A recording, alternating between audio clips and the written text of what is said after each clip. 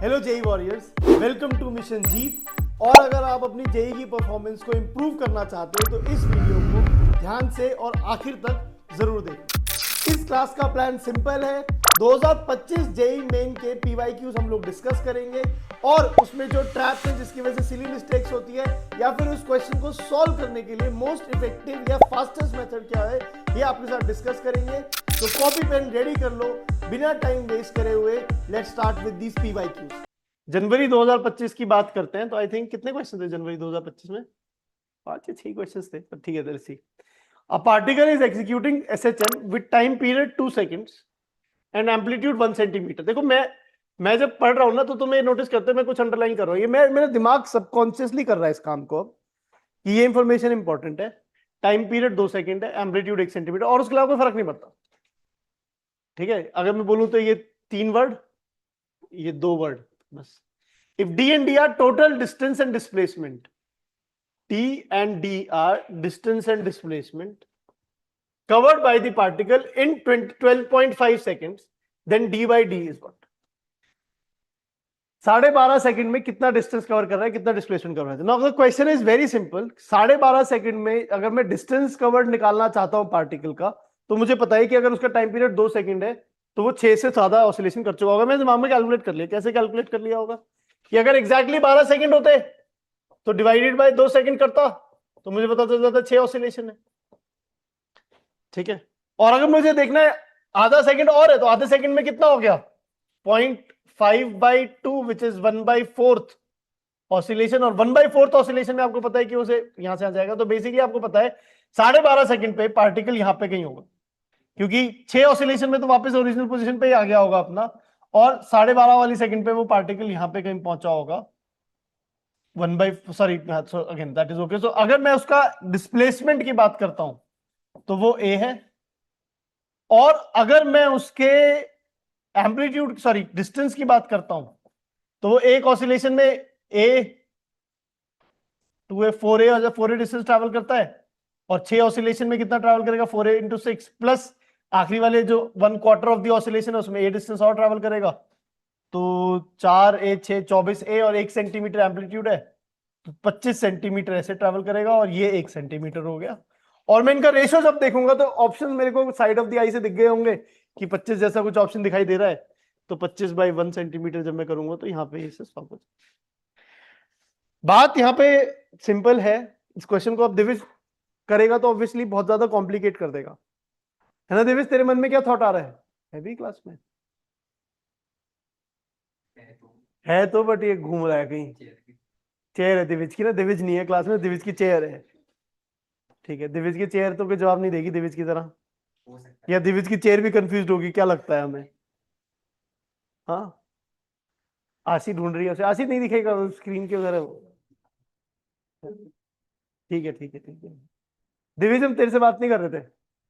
क्या हुआ सर? मैं 2 मिनट वॉशरूम गया था। कोई नहीं ठीक है।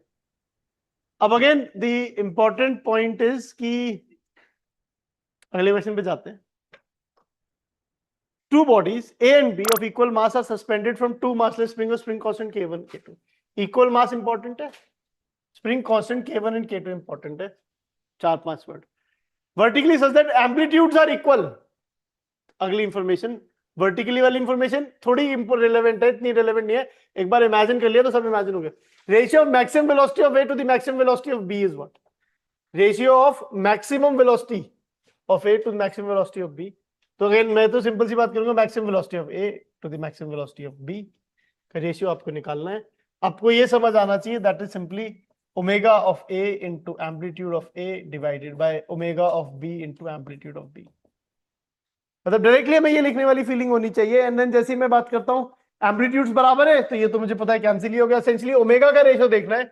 अब ओमेगा की जो वैल्यू होती है √k/m होती है, तो K1 ए वाले में K1 है ना, K1/m, और मास भी दोनों का सेम है तो √K1/m √K2/m is equal to √K1/K2।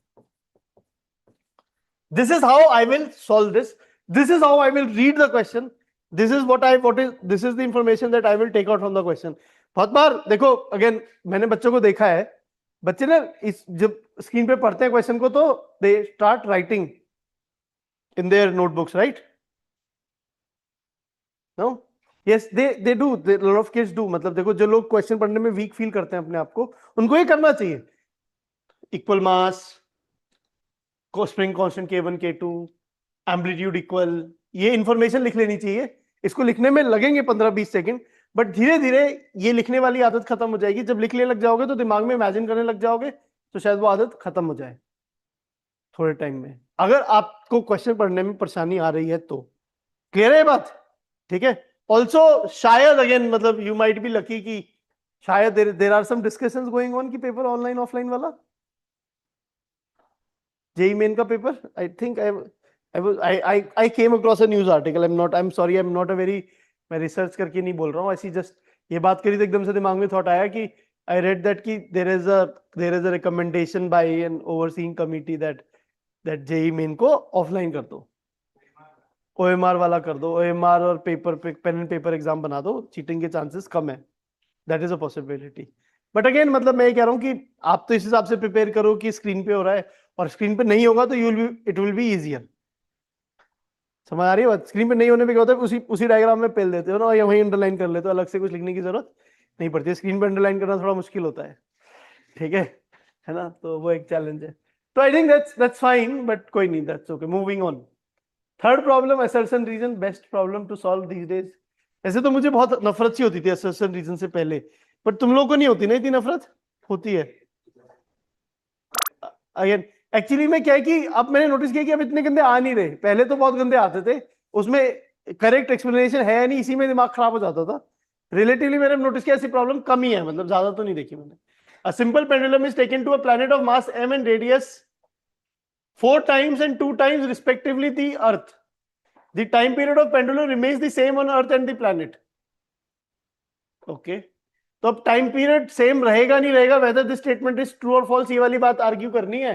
तो टाइम पीरियड का जो फॉर्मूला होता है 2π√L/g होता है, ये आपको पता होना चाहिए। तो मतलब देखो, मेरे लिए इंफॉर्मेशन क्या है, taken to a planet of mass m and radius, उसका जो मास है प्लैनेट का वो 4 times and 2 times then the earth है, ठीक है?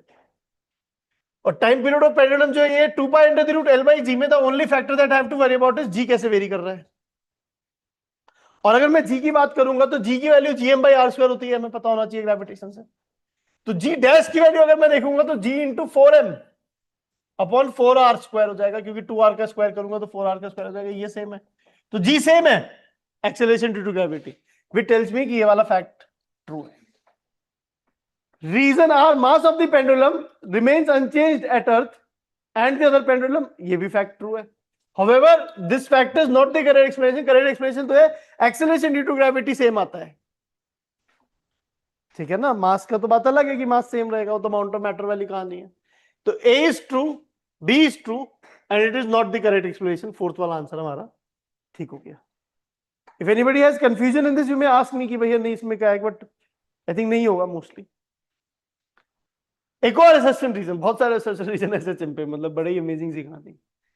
दो स्टेटमेंट रखे हैं, नोइंग इनिशियल पोजीशन, ये सब पढ़ने की जरूरत है। असर्शन रीजन वर्ड समझ गए, दिख गया ना क्वेश्चन में, ये सब सीधे असर्शन पढ़ो।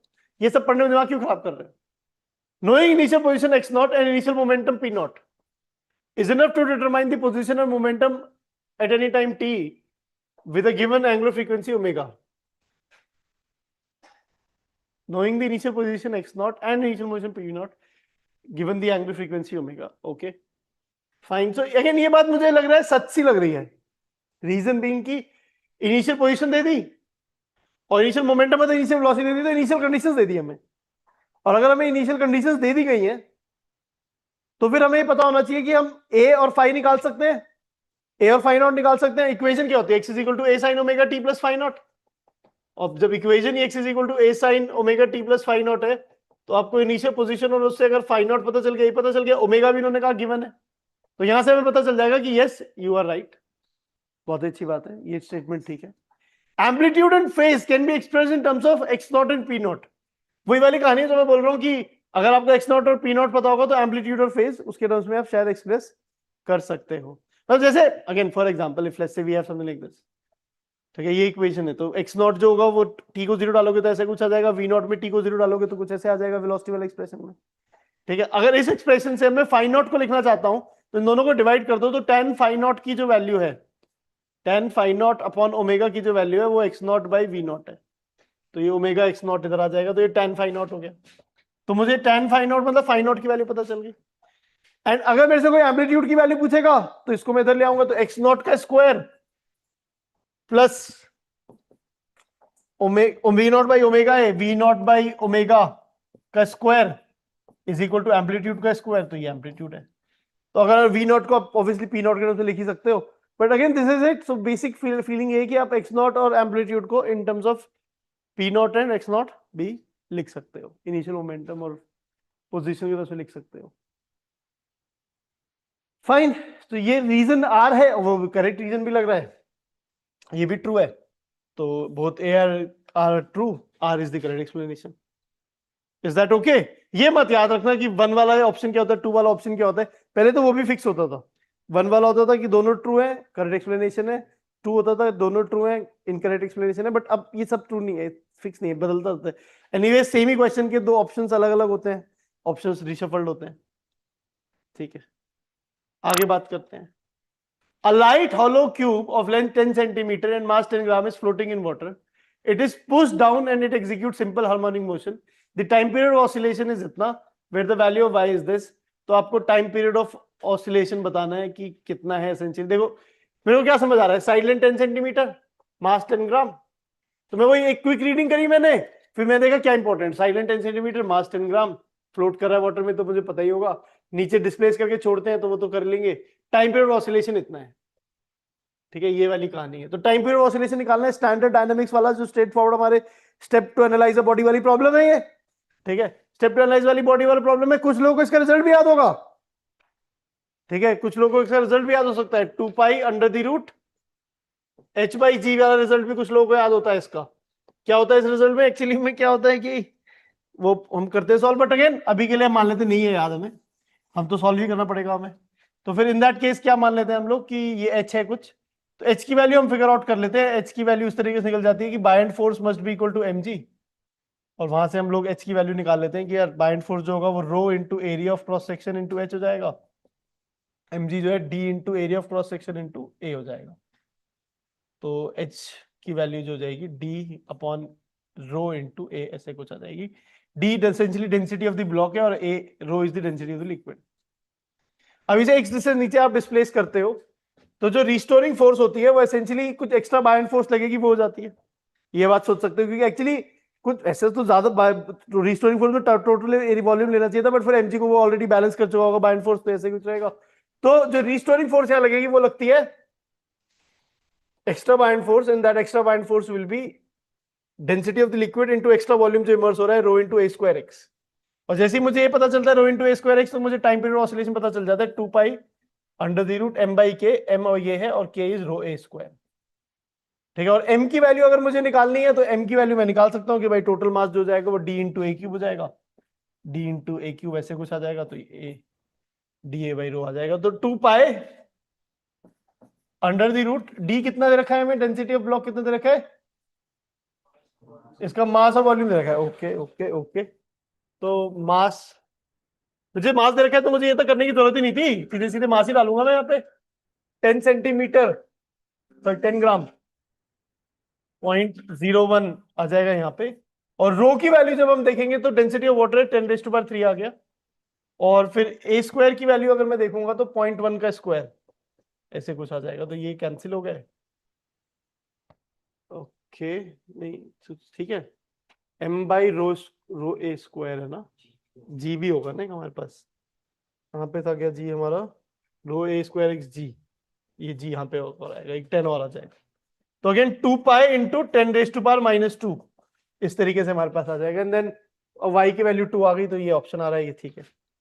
सॉरी, मतलब मैंने इसमें थोड़ा ज्यादा समय क्यों लगा, क्योंकि मैं इस डायरेक्शन में भी चला गया था और ये भी इसमें भी आ गया था, और कुछ कुछ हम चर्चा भी करने लगे बीच में, but again this is how this question is to be solved.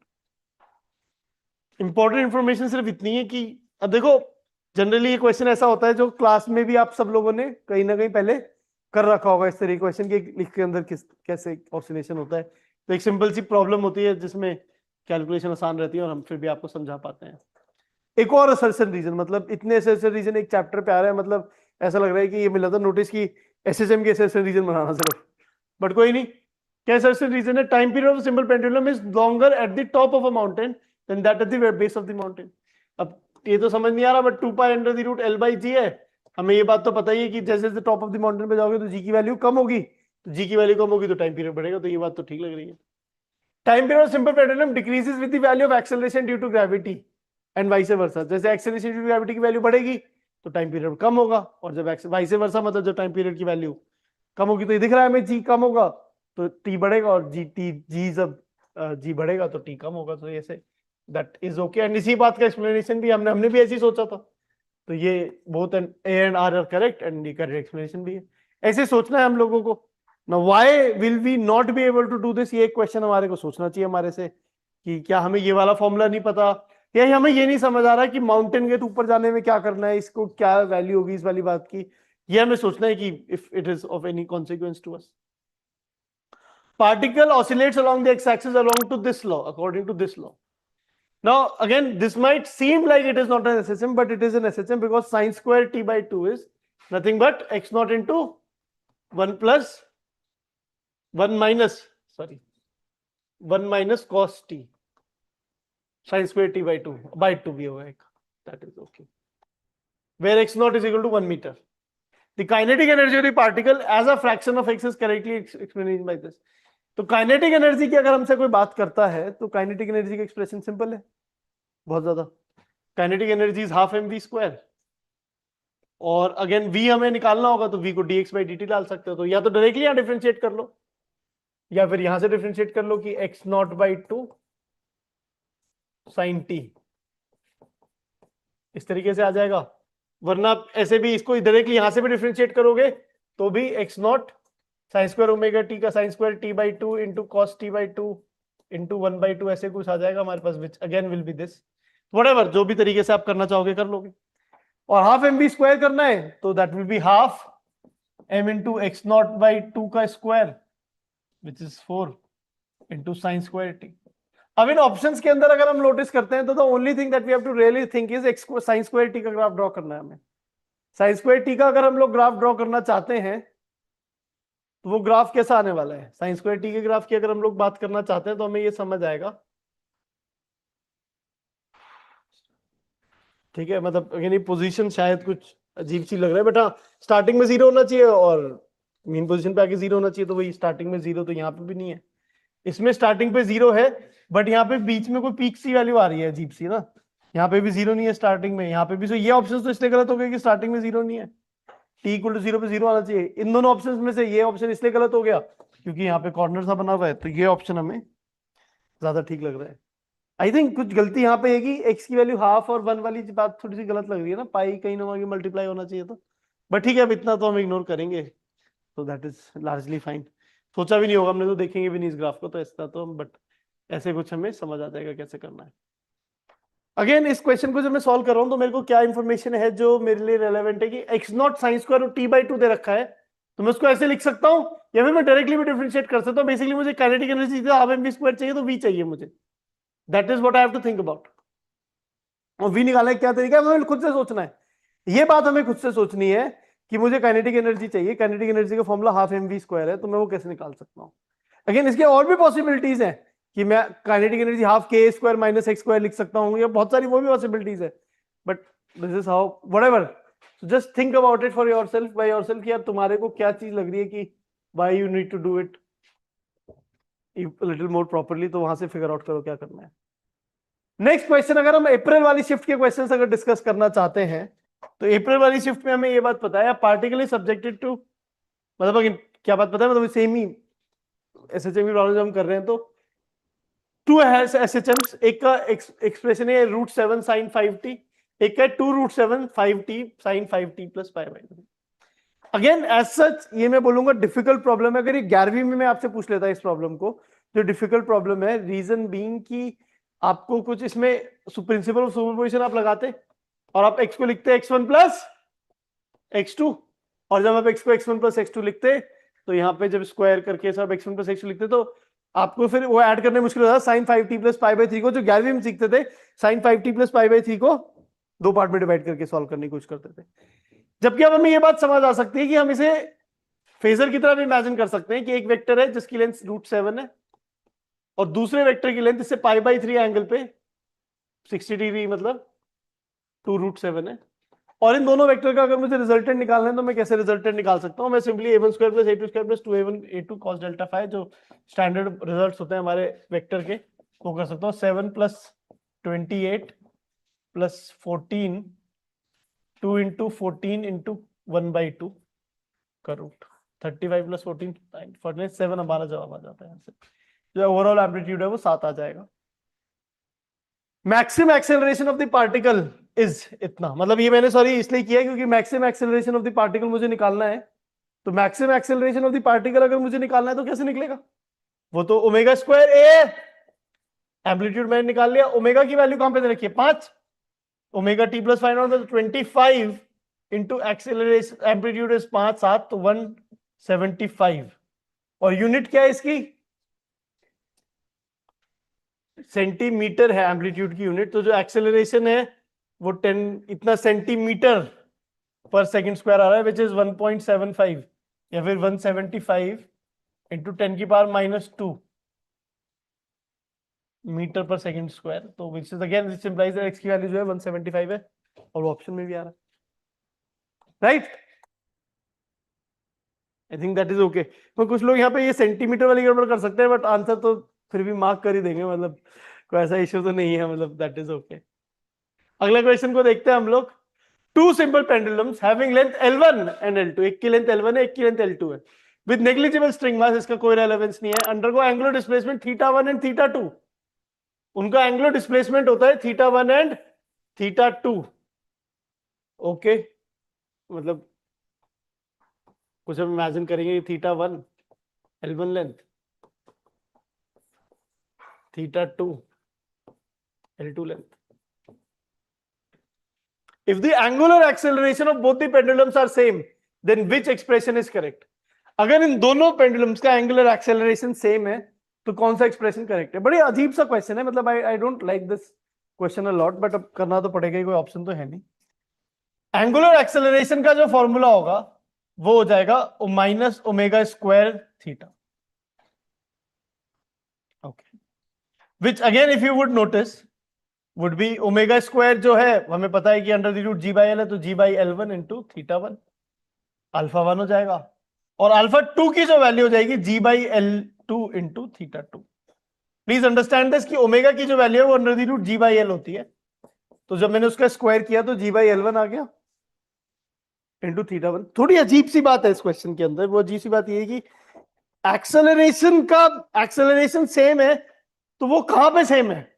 Mean position पे सेम है, एक्सट्रीम पोजीशन पे सेम है, या फिर जिस जो पोजीशन दे रहे कि वहां सेम, मतलब कुछ बहुत ही क्लियर सा नहीं था, बट एक ही ऑप्शन बचता है। मीन पोजीशन पे तो सेम होने का, मीन पोजीशन पे तो हमेशा ही सेम होता है, 0 ही होता है, ठीक है। एक्सट्रीम पोजीशन वाली बात थोड़ी बहुत लगती है तो वो ये लग रहा है कि एक्सट्रीम पोजीशन वाला निकालने की कोशिश कर लो, g/l1 इंटू θ1, और इसको जब हम इक्वेट कर रहे हैं तो अब यहां से अगर हमको, अब इन्होंने कहा दोनों एंगुलर एक्सेलरेशन बराबर है तो विच एक्सप्रेशन इज करेक्ट, ये वाली कहानी पूछे, g/l2 इंटू θ2, जी कैंसिल हो गया, θ1 L2 इज इक्वल θ2 L1, ये हमारे पास आ जाएगा। आई थिंक इस क्वेश्चन में मैंने नोटिस किया बच्चों को परेशानी होते हुए, तो मे बी कुछ परेशानी हो तो मैं सॉल्व कर रहा हूं तो आपको लग रहा है हाँ तो बड़ा ऑब्वियस सा क्वेश्चन है, बट जब आप खुद से सॉल्व करोगे तो आपको ये नहीं समझ आएगा कि आप इक्वेशन कहां से क्या बनाओ, विच इज फाइन। मैं तो कभी बोला भी नहीं कि आप किसी भी चैप्टर के 100% सारे क्वेश्चन सॉल्व कर दोगे, तो हमने कोई बात बोली भी नहीं है, ठीक है, विच इज फाइन। अब हम कह रहे हैं amplitude and phase of a wave that is formed by superposition of two SHM wave, two harmonic wave traveling waves is this. The angular frequency of the initial wave, same wave is omega. Amplitude and phase पूछा हुआ है। ये actually में essentially तो question waves का SHM का question नहीं है, बट हम SHM में भी कर सकते हैं ऐसे, क्योंकि यहाँ पे kx minus omega T phase angle है, यहाँ पे kx माइनस ओमेगा टी में 2π/3 एंगल ऐड हो रहा है। ये 4 मैग्नीट्यूड का वेक्टर है, ऐसे इमेजिन करोगे, और एक 2 मैग्नीट्यूड का वेक्टर इधर है 2π/3 एंगल पे। अब आपसे ये बात पूछ रहे हैं कि भाई साहब उसका एम्पलीट्यूड और फेज कितना होगा। एम्पलीट्यूड की जहां तक मैं बात करूंगा वो तो मेरे पास रिजल्ट आ गया directly, 16 plus 4 plus 2 into this 16 into cos of 2 पाई/3 इज -1/2 विच इज -8। तो 16 प्लस 8 20 माइनस 8 12 √12 एम्पलीट्यूड है। तो √12 एम्पलीट्यूड है विच इज 2√3। तो मुझे ये तो समझ आ गया कि ये ऑप्शन और ये ऑप्शन गलत हो गए, मेरा आंसर आ गया। इंटरेस्टिंग बात है, इसमें फेज एंगल निकालने वाला जो पार्ट होगा वो थोड़ा ट्रिकी ऐसा हो सकता है कि आपको ये एक्चुअल वेक्टर एडिशन करना पड़ेगा ना। ये बहुत मुश्किल वेक्टर एडिशन नहीं है, बट एग्जाम में करते समय हाथ रुक से जाते हैं अजीब तरीके से, ठीक है, कि पता नहीं क्या अजीब सी बातें करने पड़ रही हैं। तो कुछ नहीं, मैं तो ऐसे इमेजिन कर लेता हूँ 60 डिग्री एंगल है, इधर की तरफ 2√60 cos 60 डिग्री sin 60 डिग्री, तो ऐसे कुछ आ जाएगा √3, और इधर की तरफ 1, इधर की तरफ 3 आ गया, इधर की तरफ √3 आ गया। और अगर आपसे कोई एंगल पूछे ये अल्फा रिजल्टेंट का, तो वो तो tan alpha tan inverse of √3/3 है, विच इज दिमाग में हो जाएगा tan inverse of 1/√3 which is 30 degrees. और वो है भी ये ऑप्शन, दैट इज इट। तो फोर्थ ऑप्शन वैसे तो हमें जरूरत नहीं थी वो निकालने की, और अगर हमें कॉम्प्लिकेटेड लग रहा है तो मुझे नहीं लगता निकालोगे आप, बट हाँ अगर निकाल सकते हो तो इस तरीके से निकालोगे। जो एक नई बात जो स्टैब्लिश हो रही है वो यही है कि हम लोग एसएचएम में भी ये फेज डिफरेंस फेजर एंगल वाले जो रिजल्ट्स हैं उनको कहीं ना कहीं इस्तेमाल कर सकते हैं, हम एम्पलीट्यूड को वेक्टर की तरह ट्रीट कर सकते हैं। एसएचएम की आखिरी प्रॉब्लम अगर हम लोग डिस्कस करना चाहें तो वो क्या कह रहा है, 2 ब्लॉक्स है, एक का मास m है और एक का मास कैपिटल M है, एक दूसरे के ऊपर रखे हुए हैं, दिख रहे हैं, मासलेस टेबल है, ये भी हमें पता है, ठीक है। द लेयर ब्लॉक, स्प्रिंग ऐसे दिख रही है, spring is slightly displaced and released, then mu coefficient of friction है, ये भी हमारे को दिखाई दे रहा है डायग्राम में, तो हमें इसको नहीं करने की जरूरत है कुछ। The time period of small oscillation of the 2 blocks is this. ना इसमें एक दिमाग में तो कंफ्यूजन आता है कि क्या ये साथ में ऑसिलेट करेंगे या फिर ये अलग अलग भी तो हो सकते हैं, स्प्रिंग है क्योंकि स्लिप भी तो कर सकते हैं, एक दूसरे के ऊपर कर सकते हैं, बट अगर स्लिप करेंगे तो आप क्वेश्चन को सॉल्व ही नहीं कर पाओगे। तो the only way you will be able to solve this question, दोनों साथ में ऑसिलेट करें। तो दोनों साथ में अगर ऑसिलेट करते हो तो m प्लस m मास का मास ब्लॉक है, तो टाइम पीरियड अगर आप देखते हैं तो 2π√m/k हो जाता है, which will be m plus m/k, इस तरीके से टाइम पीरियड आ जाएगा। तो ये ऑप्शन हमारा ठीक है। अभी क्वेश्चन थोड़ा मेहनत करने वाला क्वेश्चन है कि इस तरीके से हमें देखना है। तो ए ऑप्शन ठीक होते ही मुझे ये पता चल गया ये दोनों ऑप्शन तो गलत है, तो बी भी ठीक होना चाहिए। मेरे को सी वाले को कंपेयर कर लेते हैं, वहीं से काम हो जाएगा। सी या डी कोई से भी देख लो, वहां से काम हो जाएगा। ई गलत है, ये बात हमें समझ आ गई कि ई की वैल्यू गलत है, और क्या कहते हैं, बस अब यही है, समझ आया कैसे। बी तो दोनों में ही है ना, तो बी ठीक है, ऐसा कुछ लग रहा है, मतलब तुक्का मार के। और बस हमें सी और डी चेक करने, क्योंकि अगर डी हुआ तो ये वाला ठीक हो जाएगा, सी हुआ तो ये वाला ऑप्शन चेक ठीक हो जाएगा। तो सी चेक करते हैं, magnitude of friction force on upper block is. अब magnitude of friction force on upper block में where x is the displacement, नहीं हाँ एक्स, अच्छा इसमें ऊपर लिखा हुआ था, बी वाले पार्ट में लिखा था एक्स डिस्प्लेसमेंट, मैं दूसरा एक्स क्या है। तो magnitude of friction force on upper block, friction force की बात करते हैं, अगर मैग्नीट्यूड ऑफ फ्रिक्शन फोर्स की बात करते हैं तो एक्स डिस्प्लेसमेंट जब भी होगा तो इसका एक्सेलरेशन होगा m into omega square x, sorry acceleration omega square x हो जाएगा। हाँ, तो इसमें जो फ्रिक्शन फोर्स होगा इसी की वजह से एक्सेलरेट हो रहा होगा, तो फ्रिक्शन की वैल्यू जो जाएगी m into omega square x हो जाएगी, और ओमेगा की वैल्यू भी हमने ऊपर अंदर k by m plus small m उसका स्क्वायर करेंगे तो ऐसे कुछ रूट के हट जाएगा, इस तरीके से आ जाएगा। This is this kx upon m plus m into m। तो c तो सही नहीं लग रहा है, ओके। डी देखते हैं, maximum amplitude of the upper block if it does not slip. अगर वो स्लिप नहीं करता तो जो फ्रिक्शन फोर्स है ये इसकी मैक्सिमम वैल्यू है, मतलब फ्रिक्शन फोर्स की वैल्यू है। अब फ्रिक्शन फोर्स की मैक्सिमम वैल्यू है ना कुछ म्यू एम जी, इस वाले ब्लॉक पे फ्रिक्शन फोर्स की value maximum value mu m g है, इतनी हमें चाहिए। तो उसमें again maximum value friction force की डाल रहे हैं तो एक्स की मैक्सिमम वैल्यू आ जाएगी, एम और एम कैंसिल हो गया, तो एक्स की जो मैक्सिमम वैल्यू आ जाएगी mu times capital M plus small m into g upon k. तो ये हमें ठीक लग रहा है, तो ये ठीक हो गया, ये तो ठीक था ही। ये वाला थोड़ा सा अजीब लग रहा है, मतलब ये भी चेक कर सकते हैं acceleration the block is this और not, k x upon m plus m. तो वो तो दिख ही जाएगा कि एक्स डिस्टेंस पे जो स्प्रिंग फोर्स लगा रहा है के एक्स लगा रहा है, टोटल मास कितना एक्सेलरेट हो रहा है एम प्लस एम, तो k x upon m plus m, ये भी ठीक हो जाएगा। सी गलत हो रहा है, फ्रिक्शन फोर्स वाला जो रिजल्ट है, maximum friction force can be this, तो मैक्सिमम फ्रिक्शन फोर्स तो इस पे लगेगी ना, म्यू एन के बराबर होगी मैक्सिमम फ्रिक्शन फोर्स, वो कितनी होगी mu into m g of this, तो ये भी गलत है हमारे पास। तो ये ठीक हो गया हमारा, A B and D only, ये this is the correct option. तो मतलब असेंशियली ए तो मैंने देख लिया था, बहुत ही ऑब्वियस था, मेरे को डी और सी में से देखना है, कोई एक ठीक है कोई गलत है, तो वहां से मेरे को पता चल जाएगा कि किस तरीके से हमें इस क्वेश्चन को सॉल्व करना। अगेन अगेन लंबा क्वेश्चन है फॉर श्योर, मतलब मैं नहीं मानूंगा कि अब शायद पेपर में जब आएगा तो शायद छोड़ भी दोगे बहुत सारे लोग। सॉल्वेबल है इजीली, शायद 3 या 4 मिनट इसमें लग जाए एग्जाम में सॉल्व करने में ही, तो ऐसी कुछ कहानी हो सकती है। ठीक है, तो I think we are done with this की एसएचएम की जो भी हमारे पास ये टोटल 11 प्रॉब्लम्स थी, तो दोनों जनवरी और अप्रैल वाली शिफ्ट मिला के। सो PYQs आर डन। अगर वीडियो यूजफुल लगा तो लाइक जरूर करना। ऑल्सो अगर इस चैप्टर के सारे फॉर्मूलाज एंड ट्रिक्स जानना चाहते हो जो आपको जेई मेन के एग्जाम के टाइम पे पता होने चाहिए, तो डिस्क्रिप्शन में दी गई वीडियो को जरूर देखना। अब हम अगला चैप्टर ये वाला करेंगे और इसका PYQ का सेशन इस डेट को आएगा। इनको अपने कैलेंडर्स में ऐड कर लो ताकि आप ये नेक्स्ट चैप्टर मिस ना करो। और अगर चैनल पे नए हो तो सब्सक्राइब कर लेना। Keep pushing yourself, don't give up, and let's meet in the next class. Go for Jeet.